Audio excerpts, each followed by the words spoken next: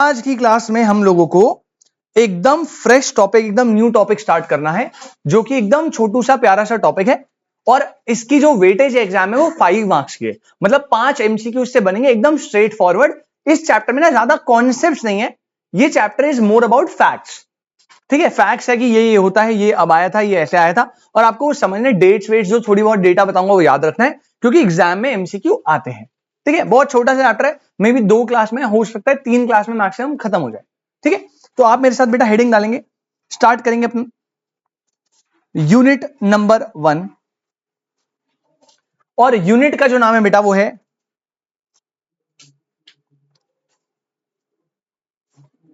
Introduction to business economics. Introduction to business economics and price mechanism. ठीक है, आपकी book में हो सकता है कुछ अलग नाम से दिखे, बट मोस्टली जो कॉन्सेप्ट है वो एकदम सिमिलर है। हाँ, जो सीएमए वाले बच्चे बेटा, वो ना जब भी आप ये चैप्टर करिए, जब भी आप ये चैप्टर करेंगे, अभी जैसे ही खत्म हो जाएगा, सीएमए वाले बच्चे सारे इसमें 2 से 3 पेज छोड़ दीजिएगा बेटा प्लीज।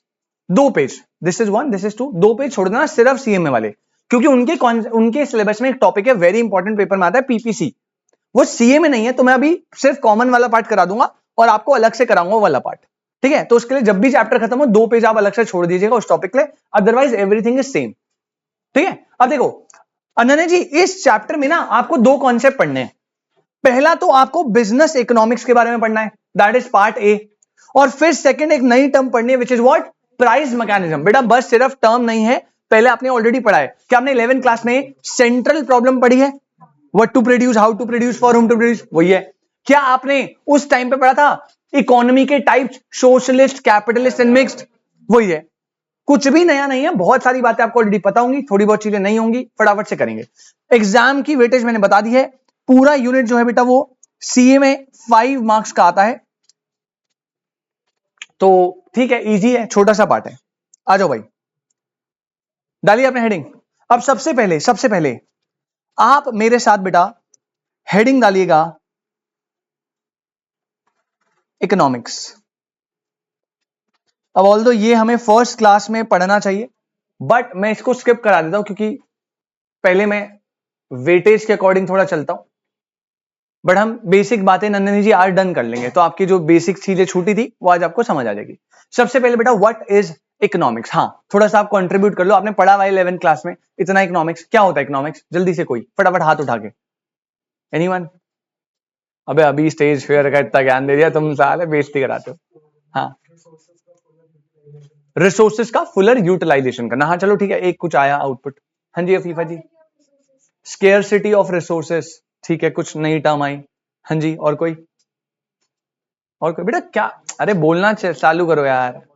हाँ कुछ भी बेटा, सिली से सिली, किस तरह घटिया से घटिया क्या बोल सकता है तू, जो भी तू घटिया बोल सकता है वो बोल दे।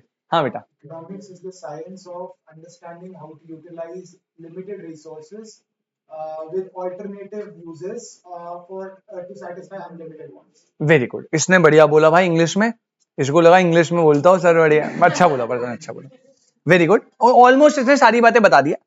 एक बार हम इसके टेक्निकल एस्पेक्ट पर चलते हैं, पहले हम डेफिनेशन लिख लेते हैं बेटा इकोनॉमिक्स की। लिखेंगे, लिखो, इकोनॉमिक्स में लिखेंगे it is a study, economics is a study of making choices, of making choices in the presence of scarcity, in the presence of scarcity। बेटा प्लीज 3 वर्ड्स को अंडरलाइन करिएगा अनन्या जी। पहला word economics is a study, ये एक पढ़ाई है, अपन लोग पढ़ रहे हैं जैसे, तो it is a study of.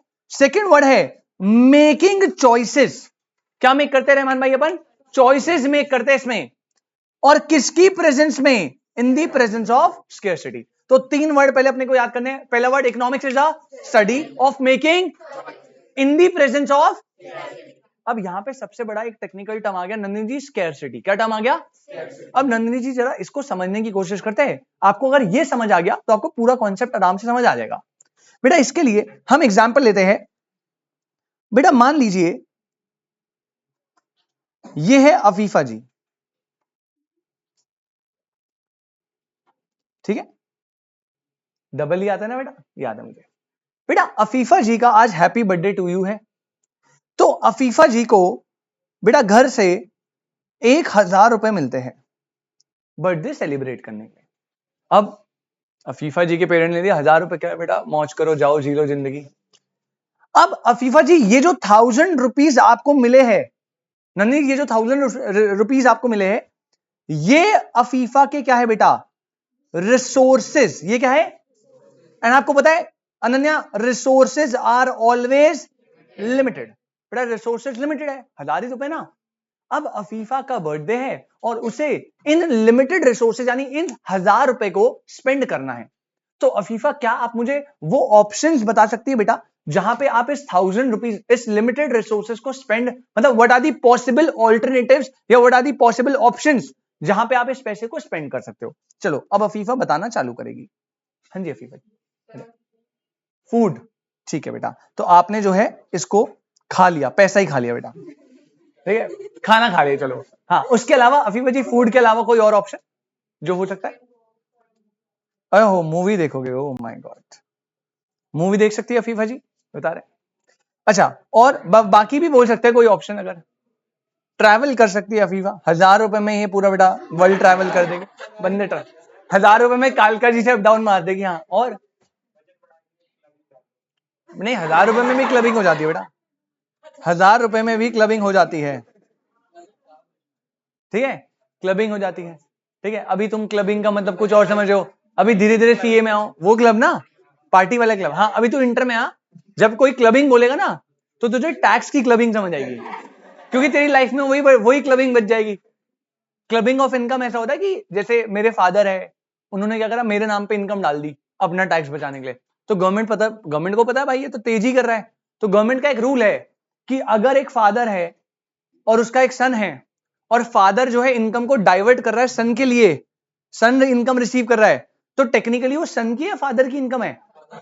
आपको दिख रहा है टैक्स हटाने के लिए कुछ हो रहा है, तो गवर्नमेंट एक कॉन्सेप्ट ले आई अभी recently, that is clubbing of income. कि अगर आप ऐसा कुछ काम करोगे तो हम पापा और बेटे को एक यूनिट ट्रीट करेंगे और उसकी इनकम क्लब कर देंगे। तो अभी तो आप वो वाली क्लबिंग समझ रहे हो, अभी आप इंटर में जाओ तब आपकी वाली क्लबिंग हट जाएगी जिंदगी से, फिर एक ही क्लबिंग होगी, क्लबिंग ऑफ इनकम। हाँ, फिर कहेगा क्लबिंग वो क्या होता है। अच्छा क्लबिंग कर सकती है। अच्छा अफीफा के अभी मन के आवाज है, सर मैं स्मोकिंग भी कर सकती हूँ, 1000 रुपए से सर 4 डिब्बी सिगरेट की आ सकती है, 4 महीने का कोटा कंप्लीट। बेटा वो महंगी बातचीत है, तुम फिर बीडी से आगे बढ़ोगे तो तुम्हें पता लगेगा।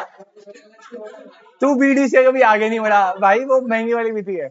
हाँ अफीफा जी आप ओए, अफीफा जी आप चाहो तो इससे एक ड्रेस भी ले सकते हो बेटा, बर्थडे ड्रेस है ना, ड्रेस पहन के जाते हो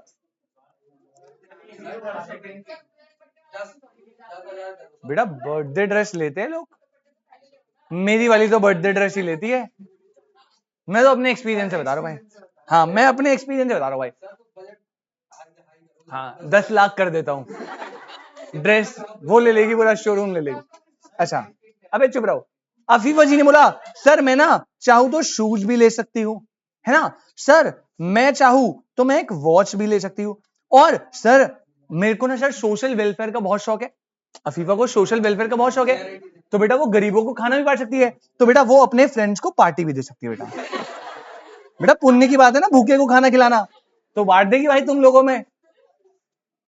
क्या ये बात समझ आई क्या? अच्छा ये सिर्फ और सिर्फ लिमिटेड ऑप्शंस है और है जो अफीफा कर सकती है फ्रॉम 1000 रुपीज, या देर आर मोर। अरे सर अफीफा तो अभी खींच देगी, पूरा ये पेज खत्म हो जाएगा, वैसे खत्म होता नहीं है लेकिन हो जाएगा खत्म अगर अफीफा बताने पे आई तो। वो तो शर्मा रही है बेचारी अभी। तो ये जो है ना, ये है अफीफा की अनलिमिटेड वॉन्ट्स, ये है अफीफा की अनलिमिटेड वॉन्ट्स। क्या कोई दिक्कत? नन्नी बेटा आपको ये बात समझ आई? बेटा हमेशा याद रखिएगा ये अफीफा की कहानी नहीं है, ये हम सबकी है। Resources are always limited and human wants are always unlimited. अभी आपको लग रहा है कि यार लाख रुपए कमा लेना सीए बनके तो भाई साहब क्या आग लगा देंगे, भाई आग लगा देंगे दुनिया में। बेटा लाख रुपए कुछ भी नहीं होते, आपको पता नहीं चलेगा जब आप खर्च करने जाओगे ना, और गलती से अगर आपके सर पे कोई रिस्पॉन्सिबिलिटी है तब तो आपको पता ही नहीं चलेगा कि है क्या। अगर रिस्पॉन्सिबिलिटी भी नहीं है, वो तुम्हारे ही पैसे, घर में कुछ नहीं देना, ऑल्दो मुझे लगता नहीं है भाई तुम्हारे माँ बाप ने इतने पैसे लगा के तुम्हें टाइम और पैसा दोनों लगा के इतना पढ़ाया है, तो एक लाइबिलिटी तो तुम्हारे सर पे है ना, तो वो तो चुकाओगे। बट पॉइंट है कि चलो तुम्हारे मामले में बोला, तू ऐश कर ले पहले, तो आपको लग रहा है बेटा 1 लाख रुपए कुछ है, कुछ भी नहीं होते, राइट। जब आपके रिसोर्सेज जाएंगे लाख पे तो आप समझो ना आपकी वांट्स भी फिर क्या क्या ये होगी। फिर आप स्मोकिंग के लिए डिब्बी थोड़ी खरीदोगे, फिर आप तो पूरा खोखा खरीद दोगे उसका कि महीने का तू बांध दे पोस्ट पेड कनेक्शन।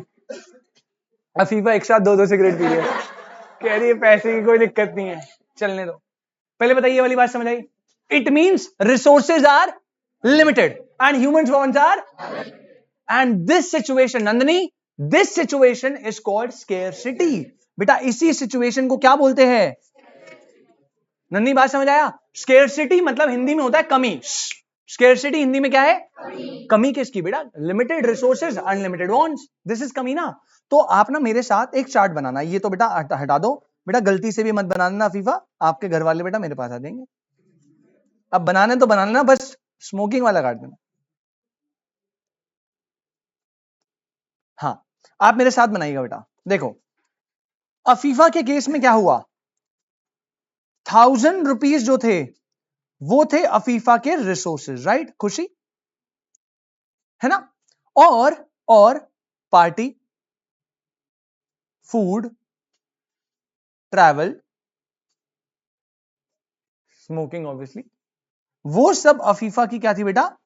वांट्स। और नन्नी क्या मैं ये बोल सकता हूं बेटा कि wants are always greater than the resources, है ना, बिकॉज अभी हमने कंक्लूजन लगाया था resources are limited and human wants are unlimited. तो टेक्निकली ये वाली चीज तो बेटा हमेशा होगी।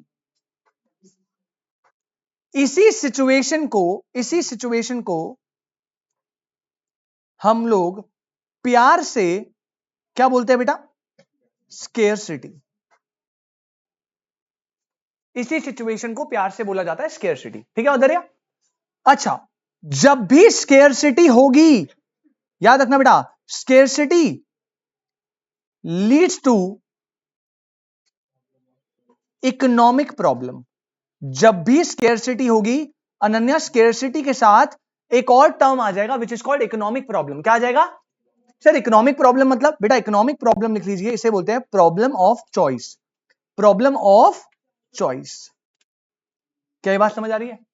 एक बार मैं फिर से रिपीट कर रहा हूं, मेरे साथ रिपीट करना। Human wants are unlimited but resources are, इस सिचुएशन को क्या बोलते हैं निखिल भाई? स्केर्सिटी। जब भी स्केर्सिटी होगा तो स्केर्सिटी के साथ क्या होगा? इकोनॉमिक प्रॉब्लम, यानी प्रॉब्लम ऑफ चॉइस। यार अब अफीफा के लिए प्रॉब्लम हुई ना कि उसको ये देखना है कि इस 1000 रुपए से मैं क्या चूज करूं, क्योंकि आप अपने लिमिटेड रिसोर्सेज से सारी अनलिमिटेड वांट सेटिस्फाई करो, ऐसा पॉसिबल?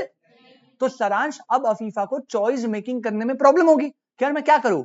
और बेटा इस इकोनॉमिक प्रॉब्लम के फेस में, इस इकोनॉमिक प्रॉब्लम का जो सॉल्यूशन है, उस सॉल्यूशन देने वाली स्टडी को ही क्या बोलते हैं बेटा?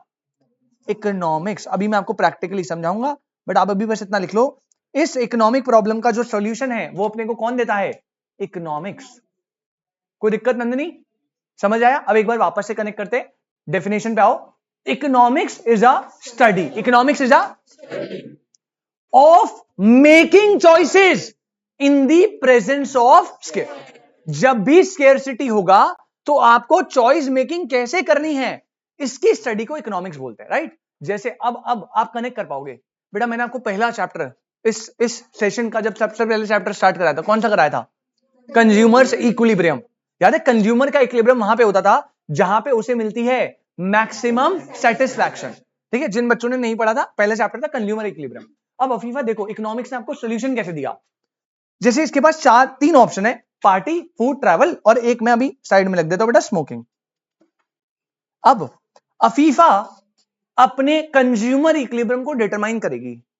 अफीफा कहेगी, भाई अपने आप से बात करिए अफीफा, कह रही है इन चारों में से एक एक करके मैं इमेजिन करती हूं कि मैं वो चीज करूंगी और उससे जो सेटिस्फैक्शन का लेवल मिलेगा उसको अपन कंसिडर करेंगे, और जिसमें मैक्सिमम सेटिस्फैक्शन होगी वहां पे उसका कंज्यूमर इक्विलिब्रियम है। तो सबसे पहले अपने 1000 रुपीज वो कहां स्पेंड करेगी, उस पे जहां पे मैक्सिमम सेटिस्फैक्शन है, और उसी के अकॉर्डिंग वो प्रायोरिटाइज करेगी। तो सबसे पहले मैक्सिमम सेटिस्फैक्शन कहां मिलेगी? अबे घटिया इंसानों, food. Afifa street food lover है ना अफीफा? हाँ, अफीफा बेटा स्ट्रीट फूड लवर है, मोमोज खा जाती है 4-4 प्लेट एक साथ बिना सांस लिए।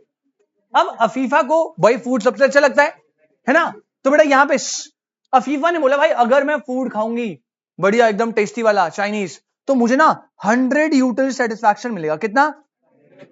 तो कह रही ये तो मुझे चाहिए ही चाहिए चाहिए चाहिए चाहिए। तो इसने बोला भाई मैं अपने 100 रुपए यहां स्पेंड कर दूंगी, कोई दिक्कत नहीं है, कोई दिक्कत नहीं है।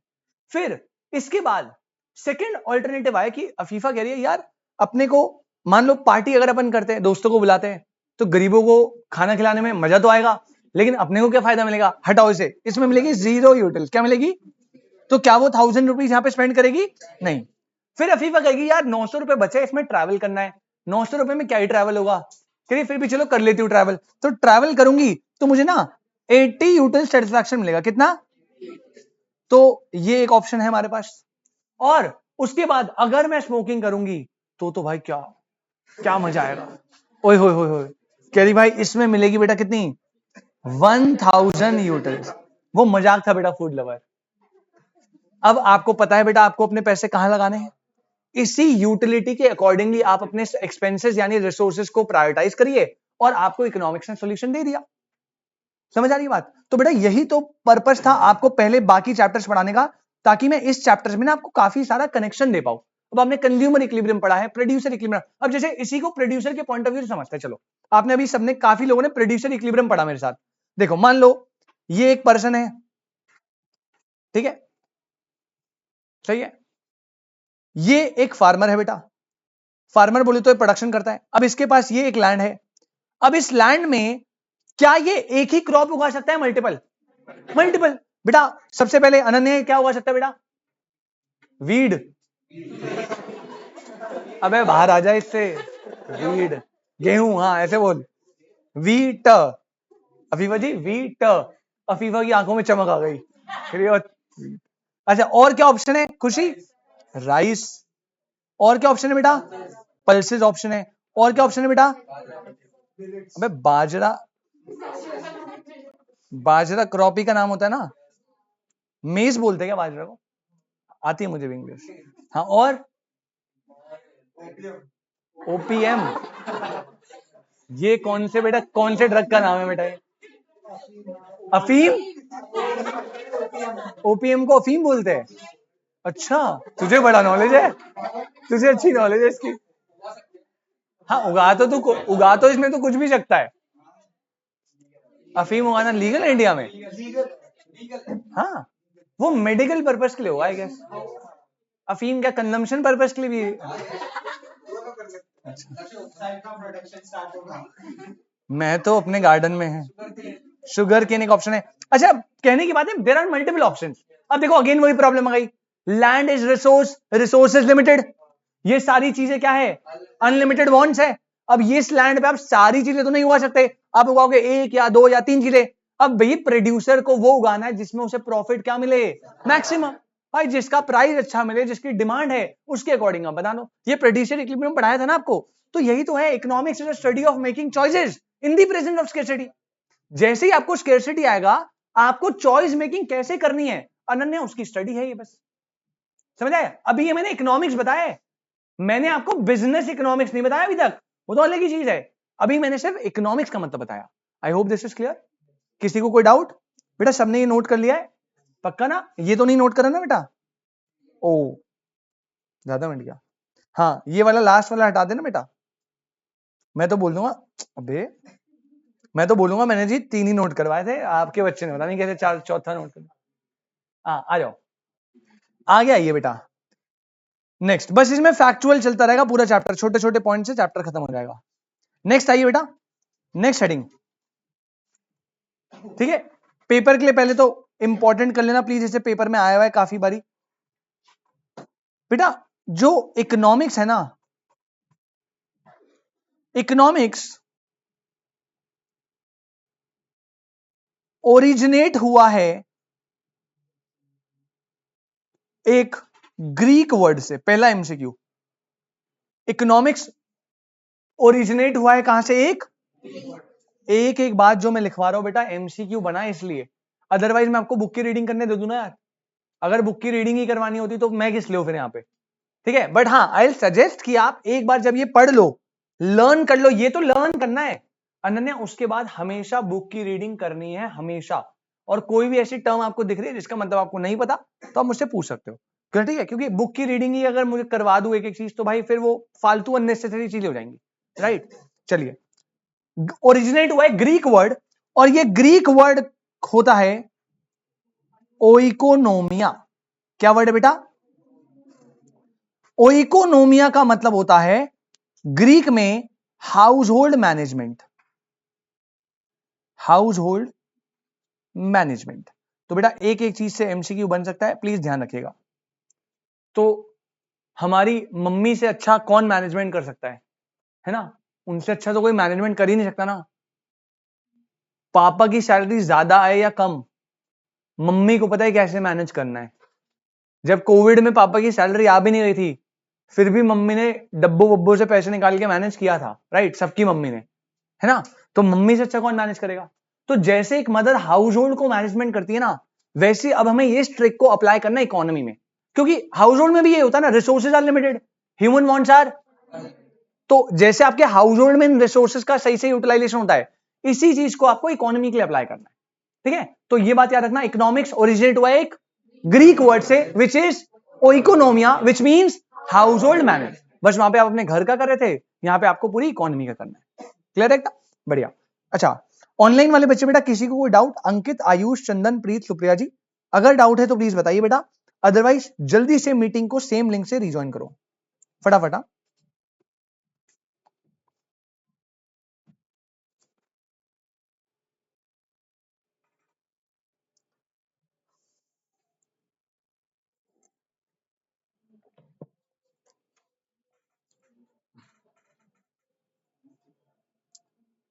आपको पता है ना कल बजट आने वाला है?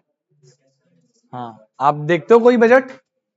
कल देखना, कल देखना, क्योंकि आपके सिलेबस में एक चैप्टर है पब्लिक फाइनेंस।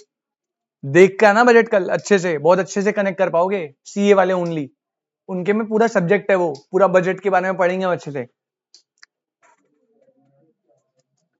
2-2.5 घंटे की स्पीच होती है, एक बार देख लेना।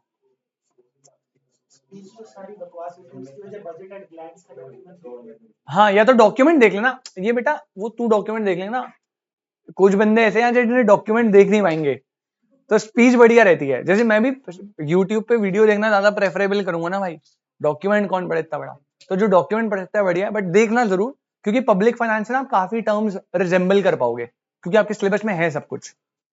चलो, 4-5 सालों से ग्लैंस डिफरेंट आने लगे हैं, वो बड़ा छोटा कंसाइज करके देते हैं। अच्छा, मैंने कभी फाइल देखी नहीं वैसे, क्योंकि मैंने तो जो बेयर बजट आता है वो तो भाई 250-300 पेज का होता है। हाँ, तो समराइज्ड वे आता है उसका कुछ। ओके ओके, हाँ। अदरवाइज लोग ना वीडियोस भी बनाते हैं यूट्यूब पे, समरी ऑफ द बजट, वो वीडियो देख लेना, बट आपको पता होना चाहिए। चलो नेक्स्ट आइए, ये हो गया मीनिंग, आगे हमने देख लिया इकोनॉमिक्स कहां से ओरिजिनेट हुआ है। नेक्स्ट पॉइंट बेटा,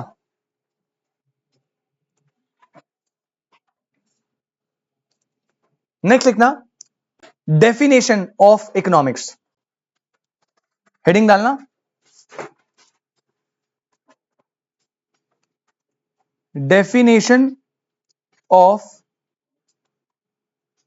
इकोनॉमिक्स। प्लीज पेपर के लिए वेरी इंपॉर्टेंट कर लो, पेपर में आया हुआ है क्वेश्चन। आप कहोगे सर डेफिनेशन तो आपने दे दी, बेटा ये ना अलग है थोड़ा। इकोनॉमिक्स को डिफाइन करा है 4 लोगों ने, बट आप अभी इसे 3 पार्ट में डिवाइड करना है इनिशियली। खुशी जी, इकोनॉमिक्स की डेफिनेशन कितनी है बेटा टोटल? 4, पर अभी हम पहले 3 पढ़ेंगे, पेपर के लिए वेरी इंपॉर्टेंट। सबसे पहले बेटा इकोनॉमिक्स को डिफाइन करने वाले पर्सन आए एडम स्मिथ। सबसे पहले कौन है बेटा? Adam Smith. इनका नाम बहुत बहुत फेमस है, ये one of the biggest economist है।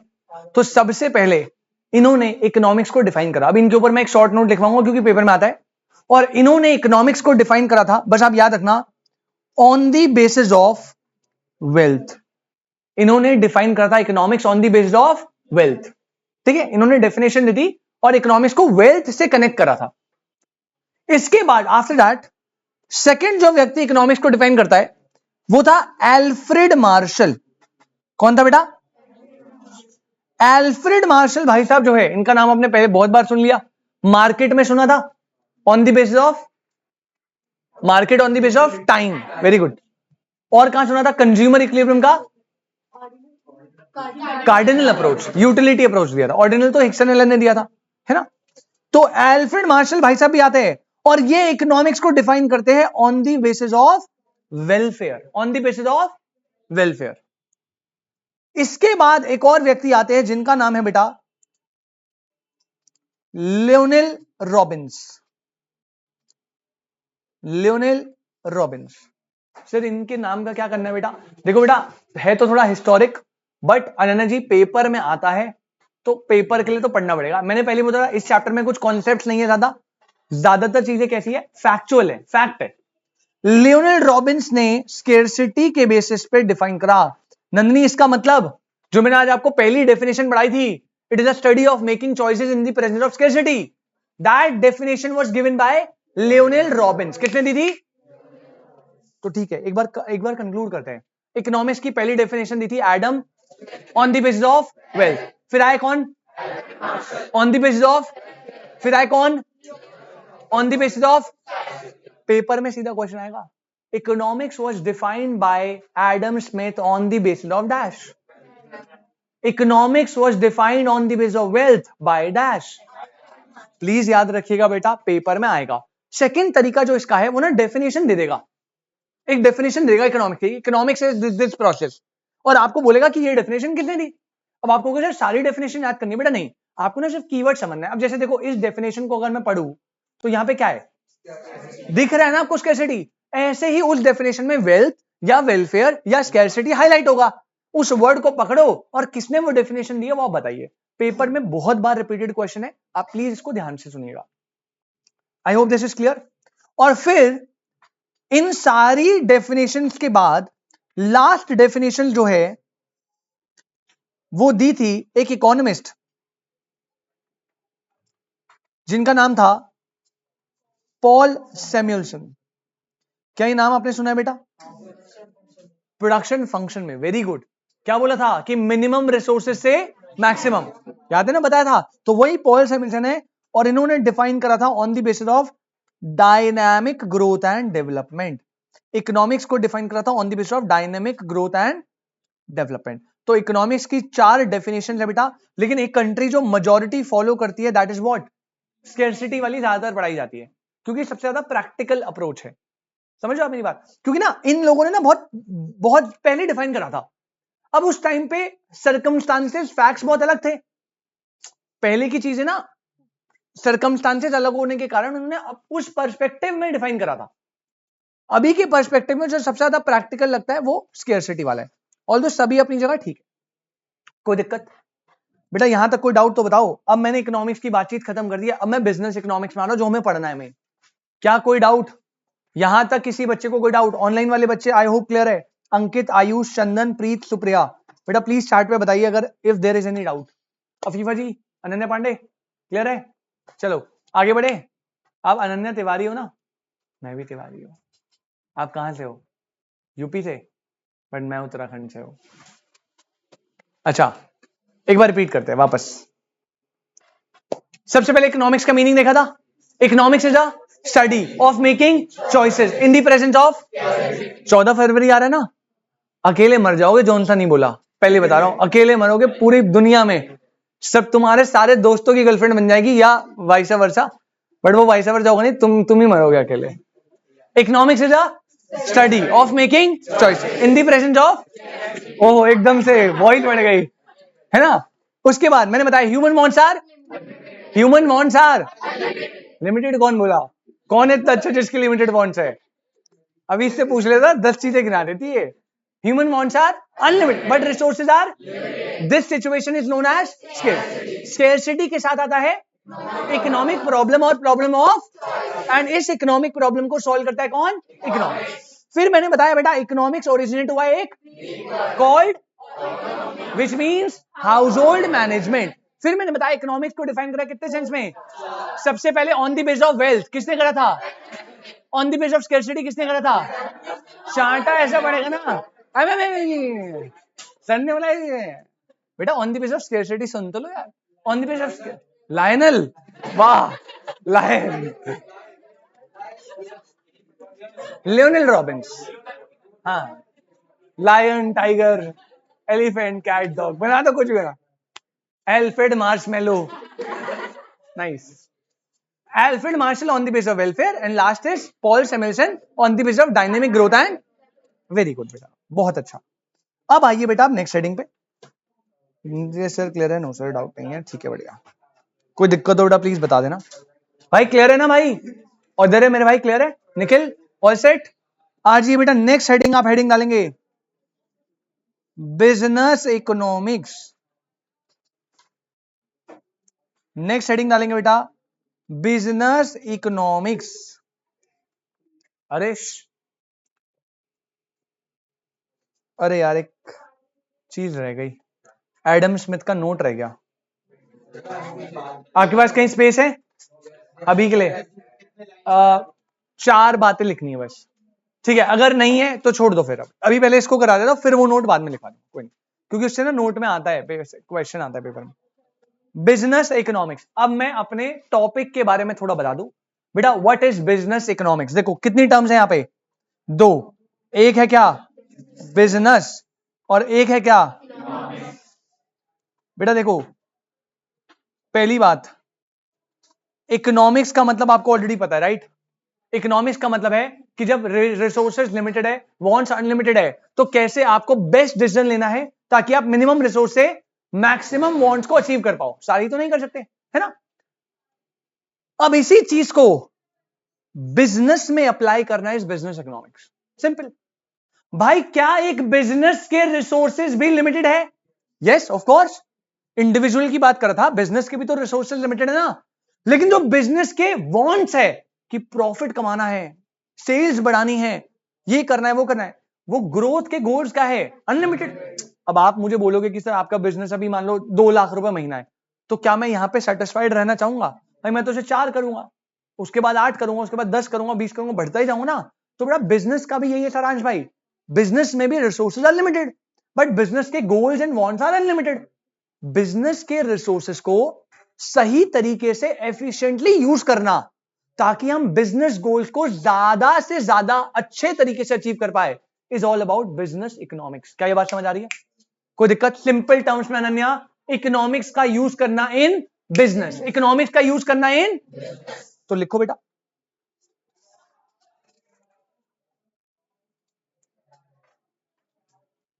Business economics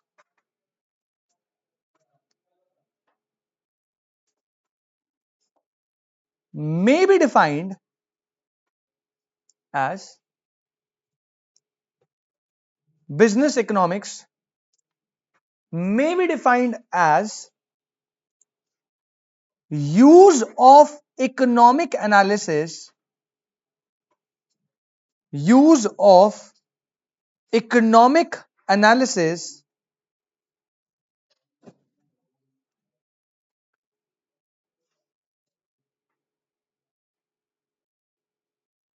to make business decision involving the best use of an organization scarce resources। ठीक है? यूज करना है इकोनॉमिक एनालिसिस का ताकि हम बिजनेस डिसीजन कर पाए और अपने ऑर्गेनाइजेशन के रिसोर्सेज का बेस्ट यूज कर पाए। क्योंकि अगर हमने रिसोर्सेज वेस्ट कर दिए तो गड़बड़ है। संस्कृति जी ऑलरेडी रिसोर्सेज लिमिटेड है और आप गोल्स अचीव कर नहीं पाओगे सारे।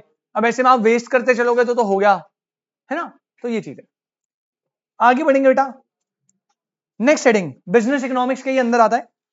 नेक्स्ट हेडिंग डालना nature of business economics.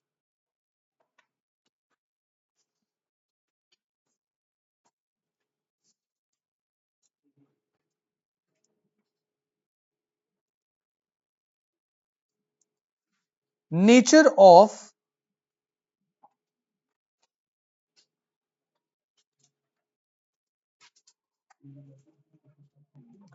Business economics. Nature of business economics. ठीक है बेटा, पहले तो पेपर के लिए से वेरी इंपॉर्टेंट कर लो। पेपर में बहुत बार आया हुआ है नेचर, कैरेक्टरिस्टिक्स, फीचर, व्हाटएवर। और दरे आपको बोलेगा इनमें से कौन सा नेचर नहीं है या इनमें से कौन सा बिजनेस इकोनॉमिक्स का फीचर नहीं है। तो आपको 8 फीचर है, 8 को बस गो थ्रू करना है, याद नहीं करना। आपको बस एक ऑड वन आउट को आइडेंटिफाई करना है। ठीक है, सबसे पहले जैसे अदर्य भाई ने स्टार्टिंग में अपनी डेफिनेशन के स्टार्टिंग में बोला था, पहला पॉइंट लिखना जल्दी जल्दी फटाफट, सिर्फ पॉइंट पता होने चाहिए आपको। सबसे पहले लिखो बेटा point number 1, business economics is a science. बेटा पहले बात, और याद है तेरे को, तूने डेफिनेशन में बोला था it is a science of using limited resources to satisfy unlimited wants. तो पहला term business economics is a science. अच्छा, ब्रैकेट में बस छोटा सा एक्सप्लेनेशन लिखाऊंगा। रीजन साइंस क्यों है बेटा? क्योंकि ये कॉज एंड इफेक्ट रिलेशनशिप पे चलता है। Cause and effect relationship. आपको पता है साइंस में थर्ड लॉ ऑफ न्यूटन है, एवरी एक्शन का equal and opposite reaction. Cause and effect होता है ना, कुछ होगा तो होगा। ऐसे ही इकोनॉमिक्स में भी there is a cause and effect relationship. Sir कहां पढ़ा है ऐसे का? बेटा प्राइस बढ़ने से डिमांड क्या होती है, this is cause and effect relationship. पढ़ा हुआ है ना आपने, that's what is a science. तो पहला business economics is a science. Second nature पे आना बेटा, business economics is an art. ओहो, कॉमर्स के अलावा बेटा सब है। Business economics is an art. Science है, आर्ट है। Sir why it is art? बेटा आर्ट इसलिए है क्योंकि ब्रैकेट में लिख लो involves practical application, involves practical application of principles.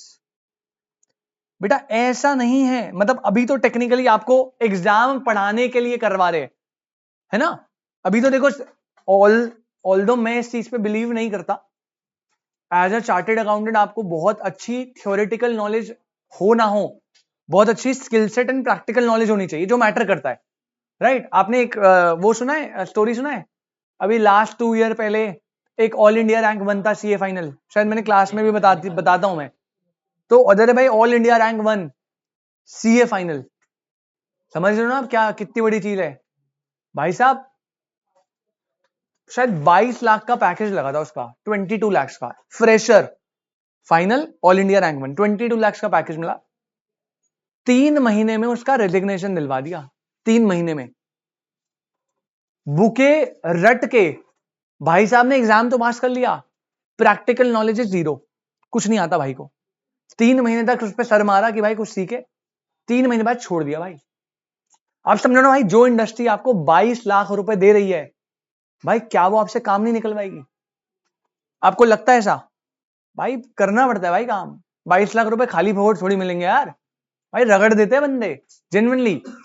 और इंटर्नशिप में भी उसी में जाना जहां पे रगड़ रहे हो। कहीं छोटी मोटी फॉर्म में सेटिस्फाई हो गए ना काम सीख पाओगे ना कुछ। और मैं बता रहा हूं पूरी सीए की जर्नी में अगर सबसे इंपॉर्टेंट कोई चीज है, फाइनल कुछ नहीं है बेटा, पेपर है, पास होगा, रट्टा लगाओगे निकल जाएगा। पूरी सीए की जर्नी में एक चीज जो सबसे ज्यादा मैटर करती है वो है आपकी इंटर्नशिप। अब आप इंटर ग्रुप 2 में जाओगे, ऑडिट सब्जेक्ट आएगा, उसे पढ़ लेना, पूरा रट लेना अच्छे से, जब जितना रटो तो रट लेना। जब आप ऑडिट करने जाओगे ना, उसमें से एक चीज भी काम नहीं आएगी, क्योंकि प्रैक्टिकल अप्रोच एकदम अलग है, और जब आपको पढ़ाते हैं वो चीज एकदम अलग है। तो सर पढ़ना छोड़ दे भाई, एग्जाम पास करने के लिए तो पढ़ना पड़ेगा ना, लेकिन practical knowledge is super important. तो जब आपको अभी मैं इकोनॉमिक्स पढ़ा रहा हूं ना, प्रोडक्शन कॉस्ट, स्पेशली सीएमए वाले, बेटा आपको तो इंडस्ट्री वाले पैकेज देंगे कॉस्ट को रिड्यूस करने के लिए। आपको वो लाखों रुपए देते हैं कि भाई हमारी कॉस्ट आ रही है ये, अब बता इस कॉस्ट को यहां पे कैसे लाना है, कैसे एफिशिएंट प्रोडक्शन होगी, इस बात के पैसे है। तो आपको पता होना चाहिए ना इकोनॉमीज ऑफ स्केल क्या होता है, लॉन्ग रन में जाना पड़ेगा, मशीन लेबर क्या चेंज करना पड़ेगा। तो अभी तो आपको थ्योरेटिक है क्योंकि एग्जाम पास कर रहे हैं, लेकिन ऐसा नहीं है इसके प्रैक्टिकल एप्लीकेशन नहीं है, भर के प्रैक्टिकल एप्लीकेशन है। अब जैसे मैंने आपको मार्केट पढ़ाया कि मार्केट ये होती है, वो होती है, ओलिगोपोली, मोनोपोलिस्टिक कॉम्पिटिशन। अब मान लो आपका जो क्लाइंट है वो मोनोपोलिस्टिक कॉम्पिटिशन में एंटर कर रखा है, आपका क्लाइंट है जो सोप इंडस्ट्री में है, मोनोपोलिस्टिक कॉम्पिटिशन है ना। अब तुम उसे क्या बोलोगे कि प्राइस की कॉम्पिटिशन कर या नॉन प्राइस कॉम्पिटिशन कर? नॉन प्राइस, क्योंकि उस इंडस्ट्री का बिहेवियर ही ऐसा है, वो प्राइस कॉम्पीट करने में नहीं लगोगे। आप बोलोगे बाय 3 गेट 1 ऑफर ला, है ना, 10% फ्री दे, ये दे वो दे, नॉन प्राइस कॉम्पिटिशन कर। तो बिजनेस इकोनॉमिक्स खुशी एक आर्ट है क्योंकि उसमें प्रैक्टिकल एप्लीकेशन होती है प्रिंसिपल की, ऐसा नहीं पढ़ा के छोड़ेंगे। समझ आ रही बात? तो पहला point, business economics is a science, business economics is an art. Point number 3, Afifa ji अभी मैंने आपको कंज्यूमर इक्विलिब्रियम पढ़ाया, नॉट आपको मतलब अभी पढ़ाया, डिमांड पढ़ाया, सप्लाई पढ़ाया, प्रोडक्शन, कॉस्ट, रेवेन्यू, सब कुछ पढ़ाया। ये माइक्रो में पढ़ा था या मैक्रो में? माइक्रो। तो याद रखना बेटा, जो बिजनेस इकोनॉमिक्स है ना, वो ज्यादा रिलेट करती है माइक्रो से, क्योंकि यार जब मैं अपनी बिजनेस इकोनॉमिक्स में मैं एक सिंगल फर्म के ओरिएंटेड ही तो अप्रोच रखूंगा। अगर मैं कॉस्ट या प्रोडक्शन स्टडी कर रहा हूं तो मैं तो अपनी फर्म के बारे में रखूंगा। अच्छा एक बात बताओ, बिजनेस इकोनॉमिक्स ज्यादा मैटर करती है माइक्रो में, लेकिन क्या मैक्रो फैक्टर का बिजनेस इकोनॉमिक्स पे कोई असर नहीं है, या थोड़ा बहुत असर है? ऑब्वियसली भाई, अगर गवर्नमेंट की पॉलिसीज में चेंज आया तो बेटा हमारा बिजनेस भी तो इंपैक्ट होगा ना। तो दो बातें याद रखना, business economics is based on micro, it is based on, but it incorporates some element of macro. I repeat, this is the super important point, क्योंकि पेपर में इसी में गूगली देता है, कहता है इनमें से कौन सा बिजनेस इकोनॉमिक्स का फीचर नहीं है। ठीक है, पहला, business economics is a science, true, business economics is an art, it is based on macroeconomics, it is not based on macro, it is based on and incorporate some element of, please clearly सुन लीजिएगा, paper में ये आएगा। ठीक है Ananya, I hope this is cool. चलिए third point लिखेंगे बेटा, third point, based on micro economics. I hope आप सबको माइक्रो एंड मैक्रो का डिफरेंस पता है, अगर नहीं भी पता तो नंदिनी कोई टेंशन नहीं है, अगला टॉपिक वही है, माइक्रो एंड मैक्रो का डिफरेंस। ठीक है, बट मैं थोड़ा सा बताता हूं बेटा, माइक्रो लिख लो यहां पे, micro studies individual, micro studies. तो जब भी आप इंडिविजुअल की बात करते हो, एक कमोडिटी, एक पर्सन की इनकम, एक प्रोड्यूसर, एक कंज्यूमर, दैट इज माइक्रो। तो business economics is based on micro economics. But point number 4 लिखना, incorporates some elements of macro analysis,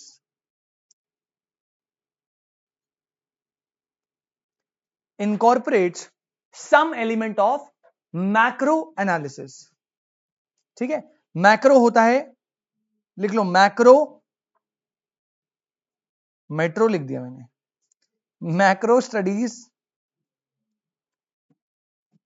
whole या एग्रीगेट।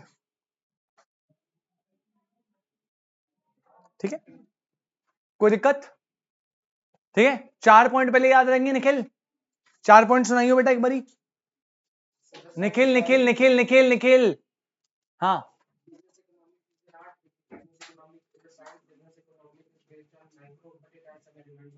बस बढ़िया, ठीक, चलो पॉइंट नंबर 5। अब ये पूछूंगा किसी से पुराना वाला भी, किसी से भी पूछ सकता हूं और मारूंगा बहुत। अनन्या आपको स्टोरी सुनाई अफीफा ने? बेटा एक लड़की को मारा था मैंने, लड़की एक चांटा, आज तक उन्हें सीए छोड़ दिया। सीए छोड़ दिया उसने। और आपको अगर झूठ लग रहा हो तो पूछना, अनुराधा मैम बैठती है ना, उनसे पूछना एक बार आप, ऐसे सर पकड़ता और भट दीवार पे। नहीं, उसको चाटा मारा था ना, हो सकता है अगली वाली जो पढ़ाई नहीं करता। हाँ, इट डिपेंड्स, तेरे पास सेकंड ऑप्शन ही आएगा।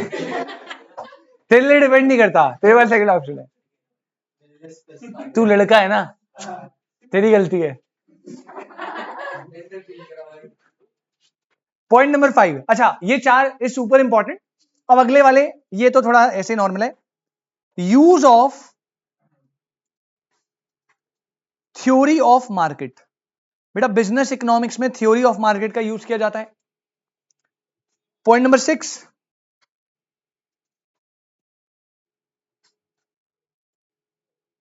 Pragmatic in approach.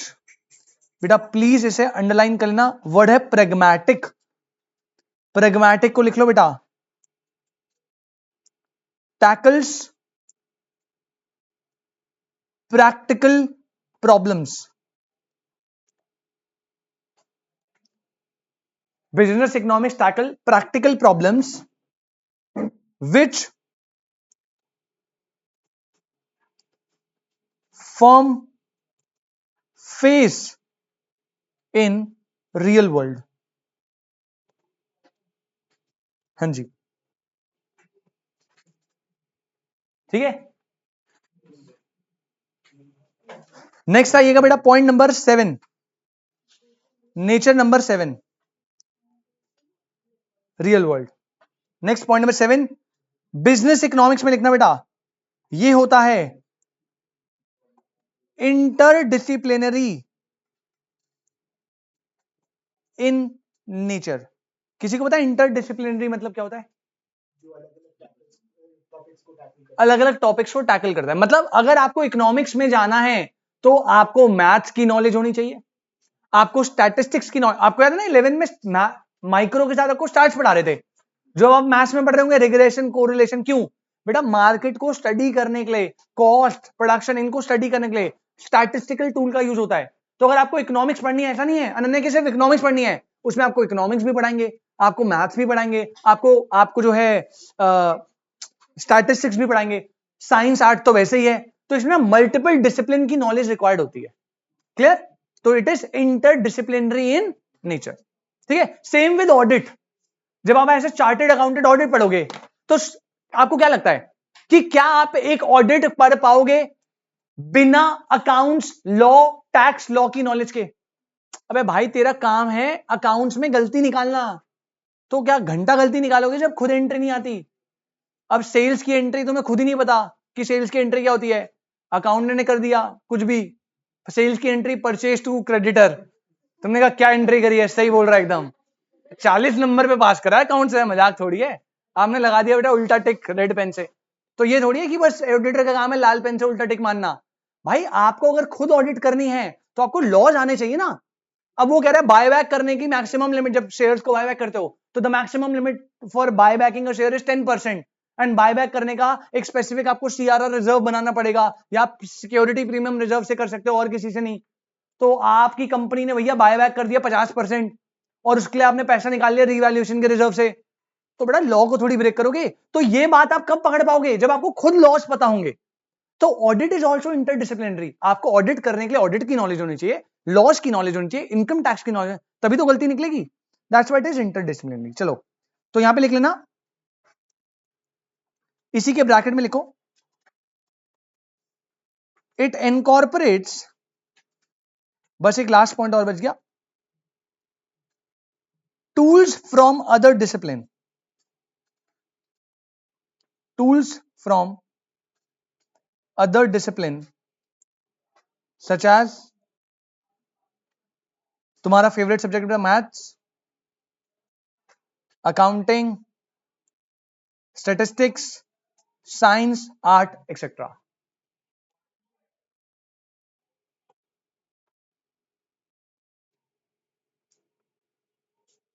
And the last is, Nisha ji last जो है वो क्या है?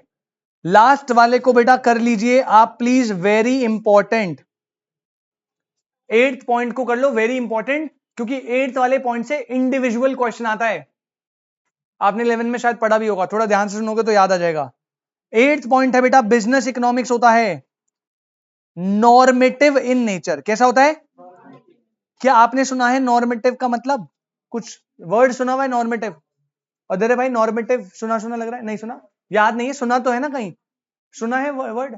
सुना तो तुमने बहुत कुछ है। सॉरी, और वेरी गुड। अच्छा, अब मैं आपको मीनिंग बता देता हूं, बस याद रखना बिजनेस इकोनॉमिक्स नॉर्मेटिव होता है नेचर में। कैसा होता है? हाँ, तो ये तो पॉइंट हो गया, इसको लिख के अपन खत्म करेंगे। बट लेकिन इसका मतलब क्या है वो मैं समझाता हूं। बट इसका मतलब समझाने से पहले एक बार फटफट क्विक रिवीजन, क्योंकि ये करते ही मैं क्लास क्लोज कर दूंगा। ठीक है, एक बार वापस से प्लीज। हाँ, 14 फेब याद है ना? हाँ, बीच वाला रो, ये वाला रो, बीच वाले रो। हाँ, नहीं नहीं नहीं बोल। पहला इकोनॉमिक्स से जा, अबे कर दी। Economics is of making in the presence of human wants are. अरे देवी सुन लो बेटा, तुमने पता नहीं क्या ये कह रही, नहीं रिदम तोड़ूंगी। ह्यूमन वांट्स आर, अच्छा तुम्हारा पहले लिमिटेड निकल रहा है, ठीक है, रिसोर्सेज आर लिमिटेड, लिमिटेड बोला ना इसने। हाँ, human wants are, this situation is scarcity leads to economic problem का सॉल्यूशन देने वाला स्टडी इज। उसके बाद मैंने बताया इकोनॉमिक्स ओरिजिनेट हुआ है कहां से? Greek word called, which means economics को कितने लोगों ने डिफाइन करा है? सबसे पहले अल्फ्रेड मार्शल। कौन? अबे तो आगे पीछे कर सकता हूं ना मैं। अच्छा, इसी रूटीन पे चलोगे, रट के बैठे हो। On the basis of welfare. फिर आया Paul Samuelson on the basis of dynamic growth and development. फिर आया Adam Smith on the basis of wealth. और स्केर्सिटी में कौन था? Lionel Robin. तो आगे पीछे ऊपर नीचे टेढ़ा मेढ़ा कैसे भी करे, फोकस रखना क्या पूछ रहा है। इसके बाद मैंने बताया बेटा बिजनेस इकोनॉमिक्स क्या होता है। तो basically economic principles, economic analysis का यूज करना सो दैट बिजनेस अपने डिसीजन ले पाए और रिसोर्सेज का, लिमिटेड रिसोर्सेज का बेस्ट यूटिलाइजेशन कर पाए। अगर मैं बिजनेस इकोनॉमिक्स के नेचर, फीचर या कैरेक्टरिस्टिक्स की बात करूं तो देयर आर 8 पॉइंट्स। आपको बोलेगा इनमें से कौन सा नहीं है, तो ध्यान से पढ़ेगा। 4 पहले निखिल भाई ने अभी हमें क्लियर करके बताए थे, लेकिन अभी सारे चुप हो जाओ। अब जिससे पूछूंगा वो बताना। सबसे पहले तुषार बेटा 8 पॉइंट फटफट। हाँ, ओए होए होए, प्रैग्मेटिक इन अप्रोच।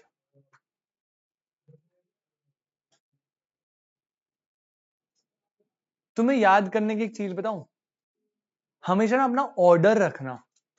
आपको पता है जब आप ऑर्डर ब्रेक करोगे ना, तब आप फंबल करोगे पक्का। जब आप कहोगे ना कुछ भी बीच में से जो याद आ रहा है वो बोल देता हूं, तो आप पूरा ही ब्लंडर कर दोगे। अगर आपने ऑर्डर मेंटेन रखा है ना, आप थोड़ी देर अटकोगे, एक बार जैसे याद आया तो आपको धड़ धड़ धड़ याद आता रहेगा। ठीक है, तो तुषार हम ना 4 + 2 + 2 याद करेंगे। क्या याद करेंगे? 4 + 2 + 2। पहले 4 are, it is a science, it is an art based on micro incorporate element of, ये 4 एकदम अलग रखने इंपॉर्टेंट वाले। फिर 2 थोड़े नॉर्मल है, यूज करता है थ्योरी ऑफ मार्केट और अप्रोच में कैसा है? प्रैग्मेटिक।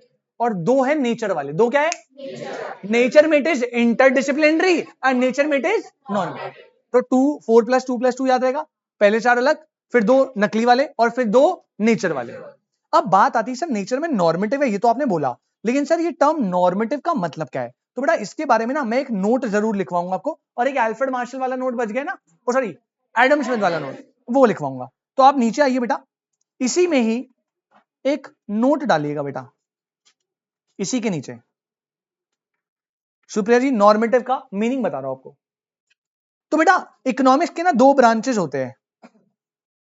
एक होता है पॉजिटिव इकोनॉमिक्स, ठीक है, आराम से सुनना, पहले आप लिख लो, उसके बाद में सारे पॉइंट एक ही बार ही बता दूंगा। पॉजिटिव इकोनॉमिक्स, और इसी का भाई होता है which is called normative economics. आपने 11th क्लास में पढ़ा होगा, बहुत इंपॉर्टेंट क्वेश्चन है, 2-3 नंबर का आता है ये।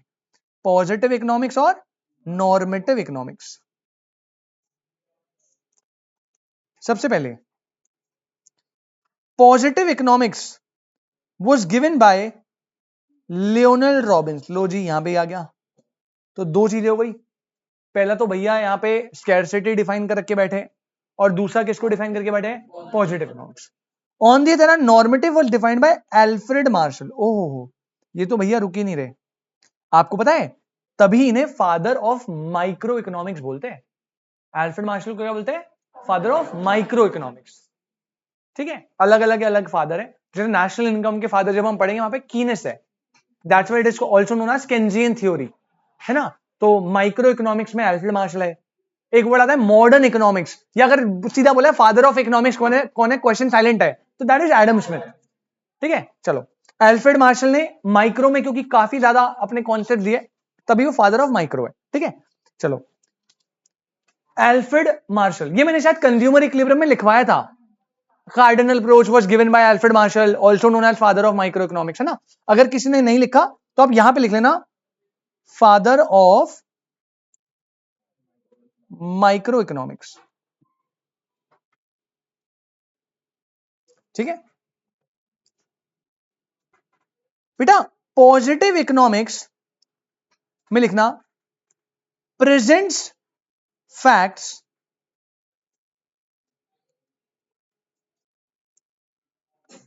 As they are. अभी समझाऊंगा सारा, खुशी आराम से लिख दो बेटा। ठीक है, नॉर्मेटिव में लिखना presents facts as they should be और ought to be। it present facts as they are, और ये वाला present fact as they should be और ought to be। Positive economics जो है वो होते हैं एक्चुअल्स, नॉर्मेटिव होते हैं आइडियलिस्टिक। पॉजिटिव क्योंकि एक्चुअल्स है तो यहां लिखना इट कैन बी वेरीफाइड, और यहां पे क्योंकि आइडियलिस्टिक है it can not be verified. It can not be verified,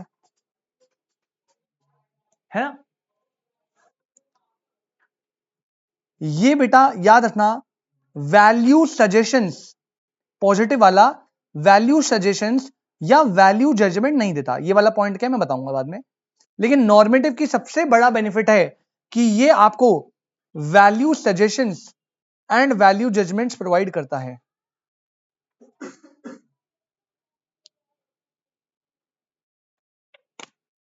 ठीक है भाई, ये लिखा, कोई दिक्कत?